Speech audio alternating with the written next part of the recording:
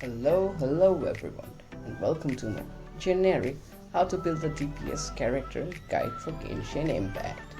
Before I go any further, I'd like to apologize for my English as it is not my native language, and if I do make any mistakes, feel free to comment down below, which will help me further improve my guides in the future.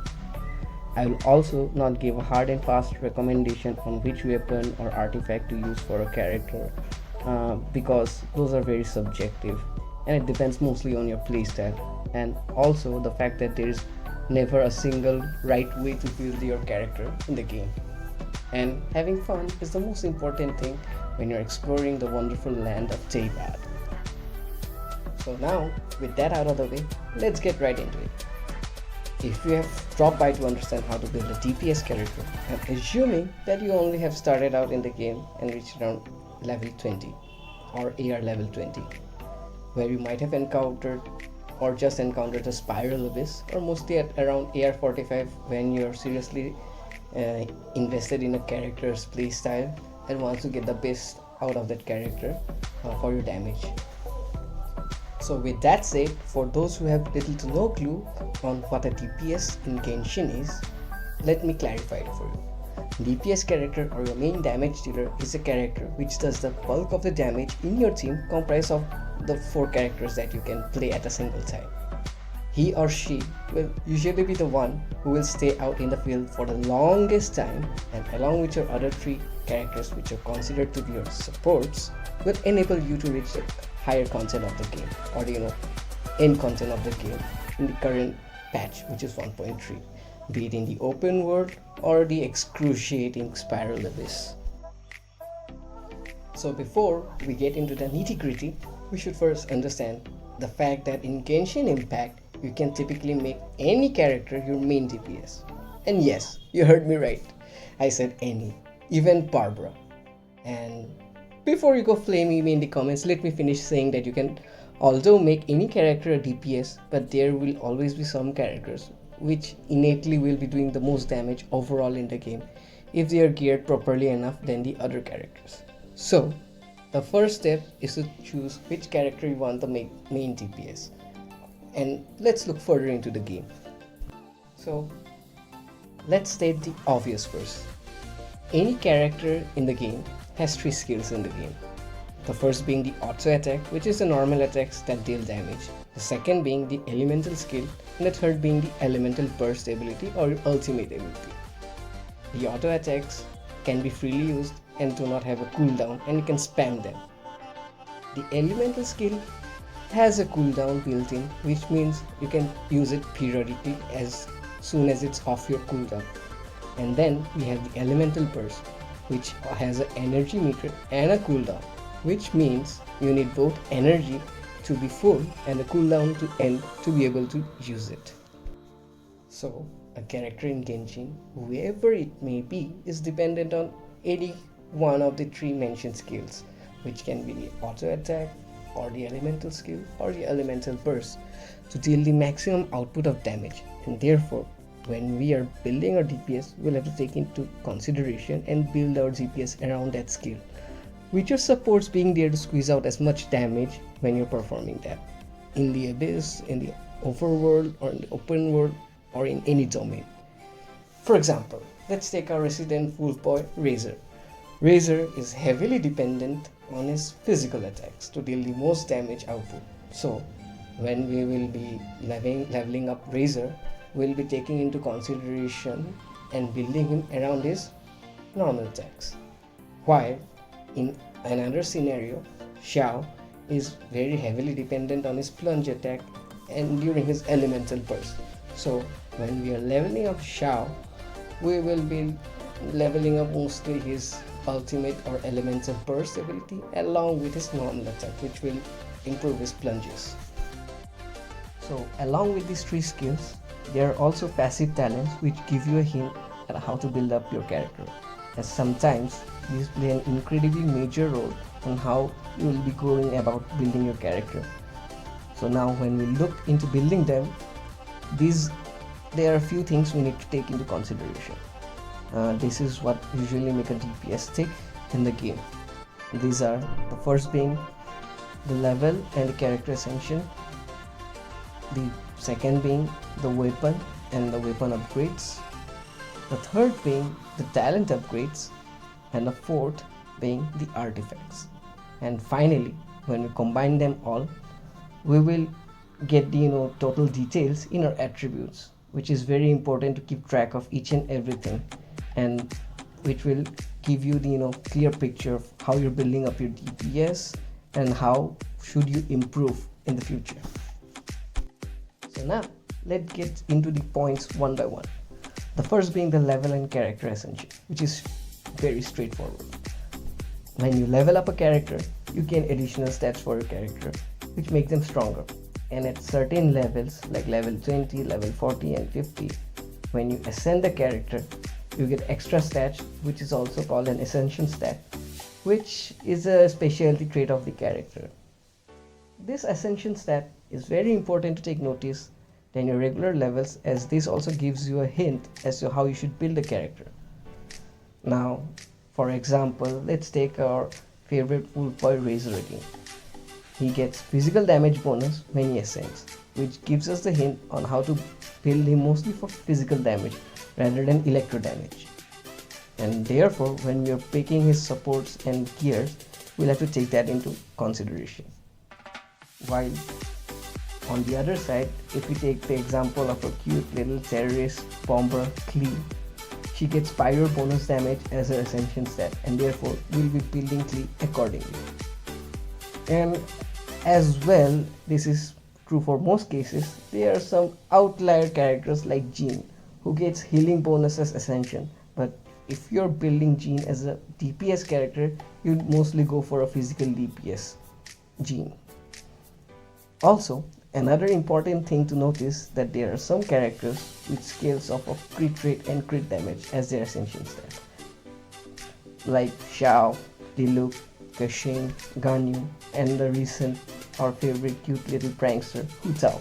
And you must have noticed why they are the most sought after DPS characters, and that is because crit rate and crit damage are one of the most valuable stats in the game, which we'll get into more detail in the later stages. And now let's get into the second point, which are the weapon and the weapon upgrades. While selecting, we need to think, we need to look at three simple things. The first being the base attack provided by the weapon at max level, which is 90.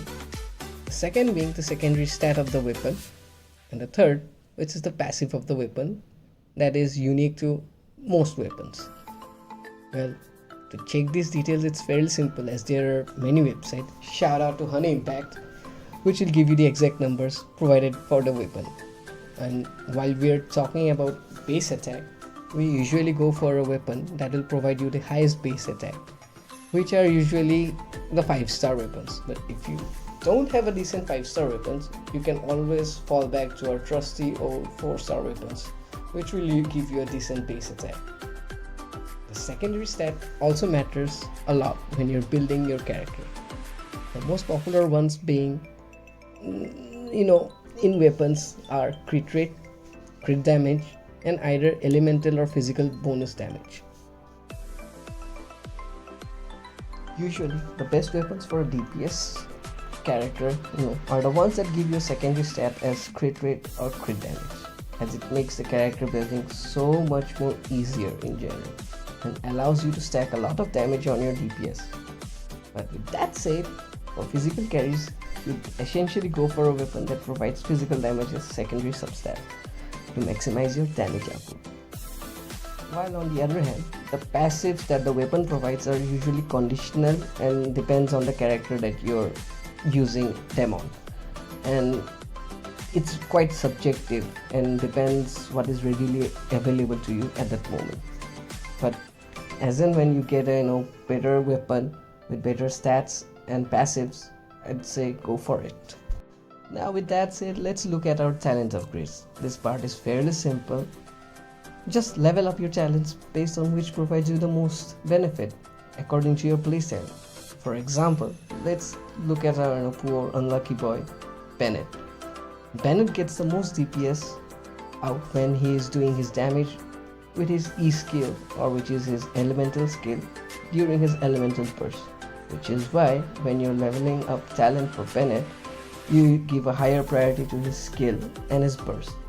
While for our Wolf Boy Razor or a physical DPS Jean, Mamma Mia, they do the most damage when they're auto attacks, which is why you prioritize their auto attacks first over other talents. So in short, just upgrade the talents which your character depends the most for your damage output and prioritize that first. And now we come to the last most complex part of our guide, which are the artifacts. This is the chemical X in our concoction. As of current patch of the game, which is 1.3, we have around 27 different artifact sets which provide you different bonuses, and it will be impossible for me to cover them all, which is why I'll give you a general idea on how to gear your artifact slots for the DPS. Now if you go into your character menu, select a character and go down to the artifacts, you would be able to see that a character can hold a maximum of 5 different artifacts at a single time. These are the flower, the feather, the timepiece or sands, the goblet, and the circlet or helm. The flower always is a main stat of HP, the feather always is a main stat of attack, the timepiece or sands has a main stat of attack or attack percentage, flat defense or flat defense percentage, HP or HP percentage, energy recharge or elemental mastery. The goblet on the other hand has attack percentage as its main stat. It can also be defense percentage, HP percentage, elemental mastery, physical damage bonus or elemental damage bonus. The circlet has a main stat of attack percentage, defense percentage, HP percentage, crit chance, crit damage, elemental mastery or healing bonus. So with these many options, people will usually get confused, and actually they do get confused and they build their character with the wrong artifacts and therefore hamper their damage output by a wide margin. So here I'll give you a short and precise version, starting here with this timepiece. So for the timepiece, you usually get confused mostly on what to build, like the attack percentage as a main stat, HP percentage, energy recharge or elemental mastery, blah blah blah blah blah blah. But I'll say it depends on the character. But in a general view, you can never go wrong with an attack percentage main stat on your timepiece. Outliers can be DPS characters like our cute little prankster Hu Tao, for whom you definitely want to go for an HP percentage sands on her timepiece, as her damage scales of her HP during her elemental skill. For the goblet, you'd particularly look for two things. Either it's a physical damage bonus cup or elemental damage bonus cup. The elements being hydro, pyro, cryo, anemo, etc. depending on the element that character is associated with. Choosing on whether a character be using a physical damage bonus cup or an elemental bonus damage cups depends totally on what type of damage the character deals the most. Again, for example, let's bring back our trusty boy Razor. He deals mostly physical damage, despite being electro, which is why we use a physical damage goblet on Razor. Also, a note to everyone, Catalyst or book weapon users don't do any physical damage. Therefore, we only want to build them with elemental bonus damage goblet. Now, when we're coming down to the circlet or helm, there's only two options that you definitely want to go for DPS character, and those are crit rate or crit damage, which depends on what your character is lacking the most at that point of time. And as for the flower and feather, you definitely have no chance. Their main stats are fixed, which is HP and attack, and you generally have to look for the substats in those cases. Okay, since these are fixed, let's jump into the substats. You definitely want to look for these stats on the basis of their priority for your substats. Those are crit rate, crit damage, attack percentage or HP percentage or elemental mastery based on what they scale off, and lastly energy recharge in general. Also, don't forget to complement your artifacts and your DPS with set bonuses. This can be a mixture of 2 pieces of different artifact sets to give you 2 different set piece bonuses, or 4 pieces of an artifact set to give you the 4 piece set bonus. But do remember, it is usually better to go for a good substat artifact than just getting the artifact set bonuses in general. And for my friends who are below AR 45, I would give them a quick hint on which artifact to go for your DPS. You should usually go for a 2-piece berserker set in your DPS, definitely. You can never go wrong with that. And finally, we come to the last portion of building our DPS characters and balancing everything out, which can be finally seen in our attributes. If you have followed my steps and built out your DPS, at around level 45, AR level 45 and around character level 80, you'll notice the following changes. Your HP will definitely be above 15,000. Your attack should always be around 1500 and above. Most DPSs hover around 1900 to 2200. And depending on your character, your energy recharge will be most likely around 100% to 150%. For DPSs that focuses on reaction, some amount of elemental mastery is definitely preferred, 100 and above. And for neutral DPS characters like Anemo and Geo DPS characters, it's better to have no elemental mastery at all, or very little if you get unlucky on those roles. Next being your elemental bonus damage or physical bonus damage should be at least above 45%. And finally, if you look at the most valuable thing in the game, which is crit rate and crit damage, your crit rate should be between 50 to 80%, most optimal being 65 to 75%, but above 50% works. And crit damage, you can go 100% and above as far as you want. Thus, we come to the conclusion, and I hope you learned a little on how to build your DPS characters. So if you like the video, please drop a like and subscribe to my channel for more Genshin Impact content. Thank you and have a nice day.